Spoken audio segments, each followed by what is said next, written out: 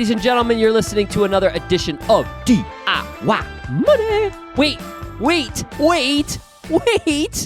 How about DIY Money? I didn't think the money was that bad.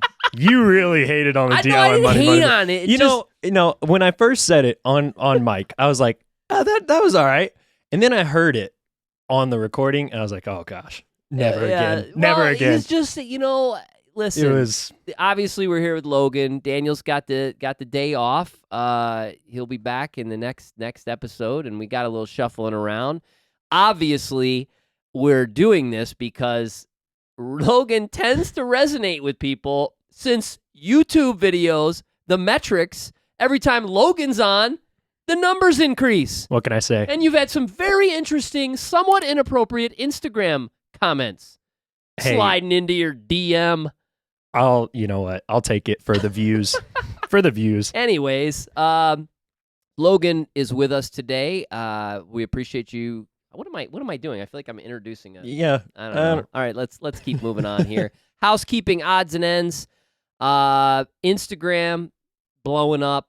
DIY Money Podcast is basically the blanketed, what do you call it? Tag. That's how handle. you find us, all over the place. DIY everywhere. Do we have TikTok yet?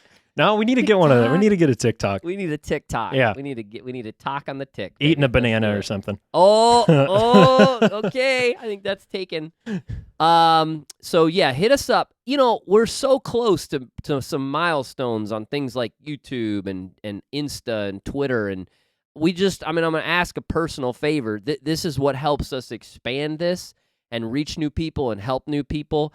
I mean, obviously, we're not promoting products. We're not selling tchotchkes. So I don't care if you have a Twitter account, go get one and then follow us, because Twitter, we're really struggling. I mean, we just started that. Yeah. So that's going to take some time. But, Instagram, the Facebook, we're doing general Facebook, DIY Money Podcast. There's also the tribe. I mean, if you want to go a little bit deeper, we have initiation. So there's some weird things going on. No, I'm just kidding. Well, and on, Facebook and Instagram and stuff, we're putting a lot of content out on there. We have the Money Minutes coming out pretty much every day. Some other content that you definitely want to check out. Tell me more about that, Logan. It's amazing. It's good.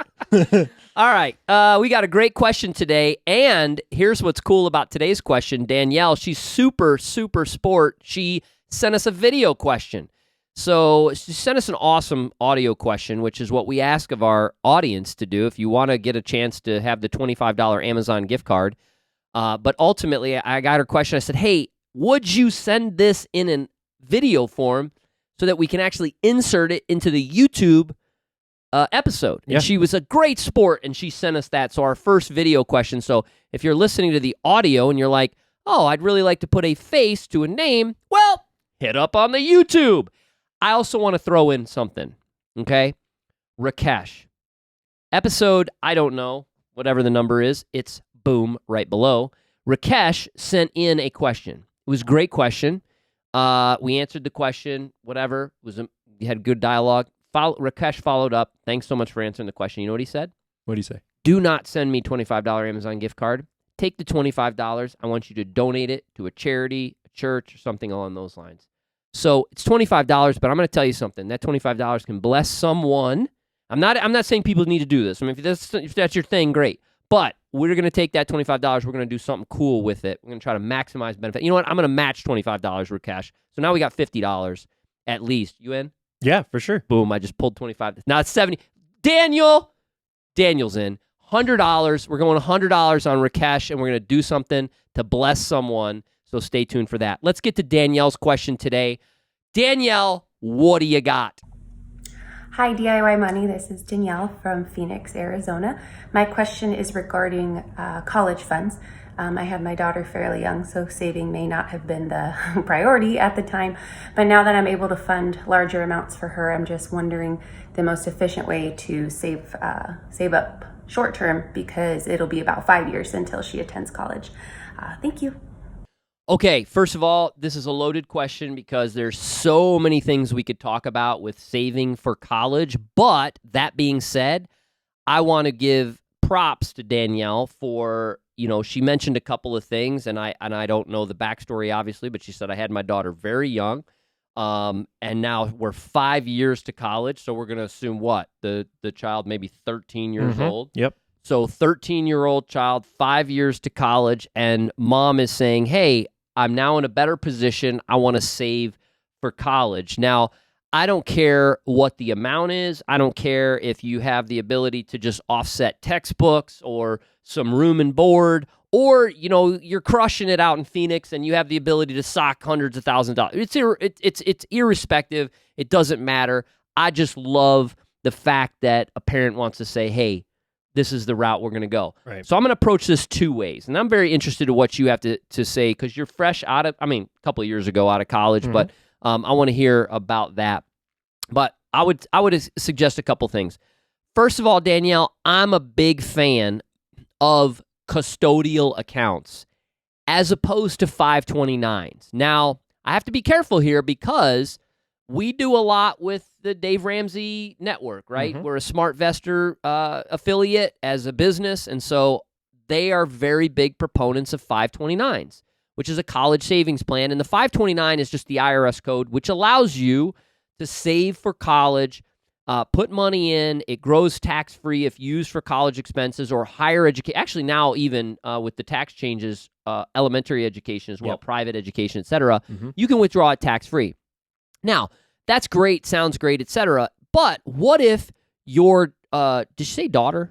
Yeah. Your daughter gets a scholarship, or it's paid for, or doesn't want to go to college, or wants, whatever it may be. Now you've got this money in a 529. It's very difficult to get that money out and use that for anything else. And then you're subject to the taxes, et cetera, and potential penalties, et cetera. So I'm a fan of custodial accounts. Custodial accounts is an account in your child's name, but you are the custodian until they reach the age at which they then become the adult and actually get the money. Now, they don't get it into their bank account, et cetera. They can, but they at least get their name on the account. You are no longer over that account as the custodian. In the state of Kentucky, that's 18. There's some different states that have different ages.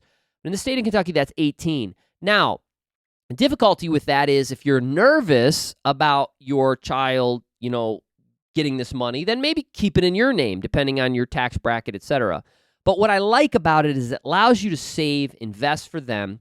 If you're smart, and again, you could talk to a tax person or advisor, if you're smart about the investment component, there basically should be no tax. There should be no tax consequences regarding this type of account.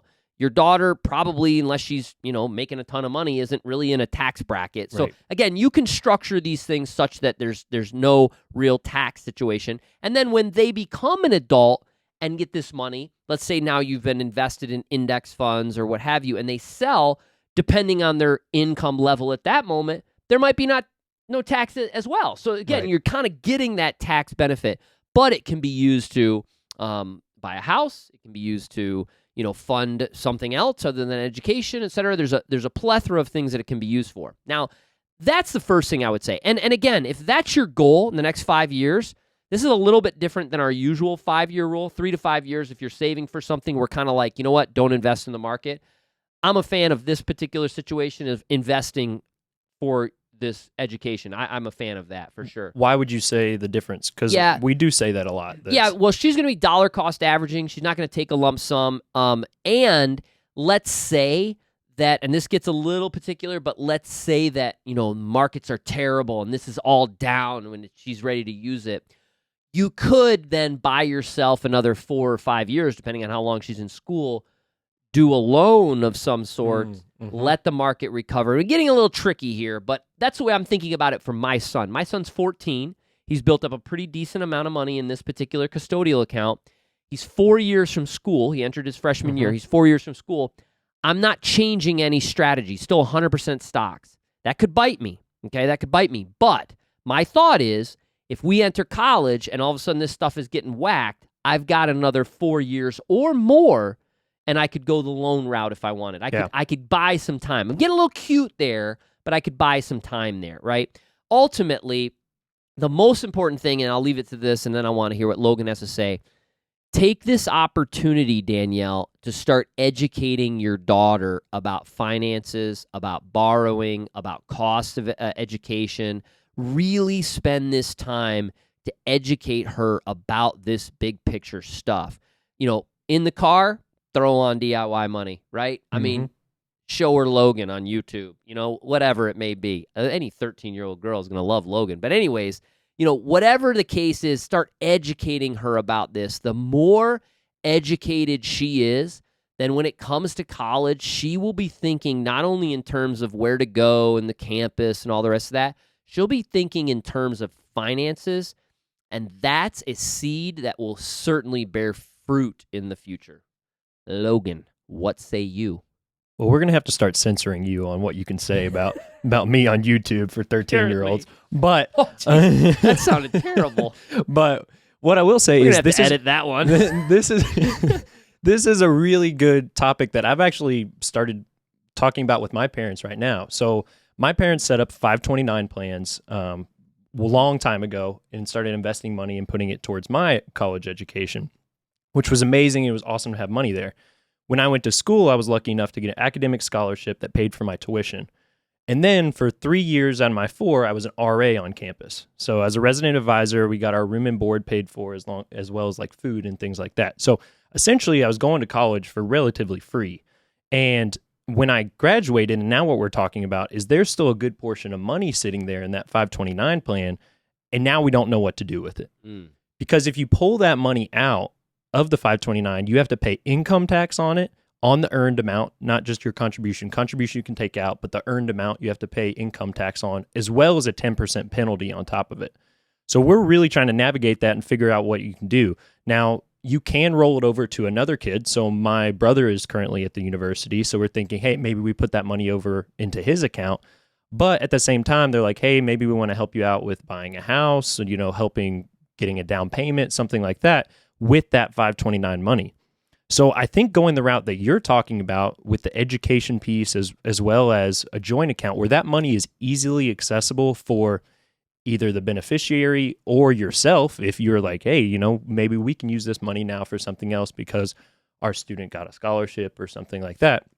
I think it's a really interesting way to go because 529 seem to lock up the money because there's so many different things that can happen, whether they don't go to school or they get a good scholarship, things like that. I'm in agreement wholeheartedly. I didn't know that story about your situation. That's fascinating. So you're living through what we kind of caution folks about a lot. Exactly. Yeah. And the situation, you're right. So this could be rolled to, a 529, you can change it. It could go to your parents. I mean, let's say your mom or dad wanted to get, a second career and go back to school. I mean, you could put your mom or dad on that. Ultimately, it can be passed on, and then one day, if you have children, it could go to them. I mean, there's a variety of things, but at some point, it needs to be used for education. Right. And so the difficulty is that if that's not the desire, if that's not the means that needs to have happen because of scholarships or nobody's going, then income tax and 10% penalty can be substantial. Yeah. I love the flexibility in custodial accounts. It's why, again, historically, we had children, and back in the day as a broker, we were told, oh, you meet a young family with kids, sell them insurance and sell them 529, sell them whole life insurance and sell them 529 plans. Boom. And that was the pitch. And so we had kids, and my wife said, hey, what do we need to do for our children? I said, we probably need to buy some whole life insurance and some 529 plans. And I was like, wait a second. I want to research this now for my kids. And that's why I landed on custodial accounts. Now, what could backfire? My son's 14. I think at least this time, the trajectory is solid, right? He's got his head on his shoulders, learning about finance. He's working. He's saving money himself. And so ultimately, I'm not concerned about him at 18 taking a bunch of money and blowing it. That, however, could change. And I have had to kind of understand that. If I would have seen any remnants of this along the way, 12, 13, even now 14 or 15, and things are starting to change, well, then those contributions would slow or stop altogether.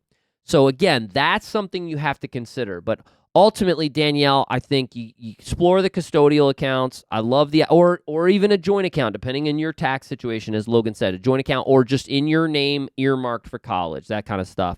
And then ultimately, the education piece is huge. So bravo for you for sending in a question. Anything else to add, Logan? Thank you for the video question. Yeah, I think the video that's question. Excellent. So yeah, she's now a YouTube superstar. So there you go. You can check that out on DIY Money on the YouTube channel. All right, friends, listen, the secret to success is pretty simple. Live on less than you make. Invest the rest and do so for a very long time. Make it a great one.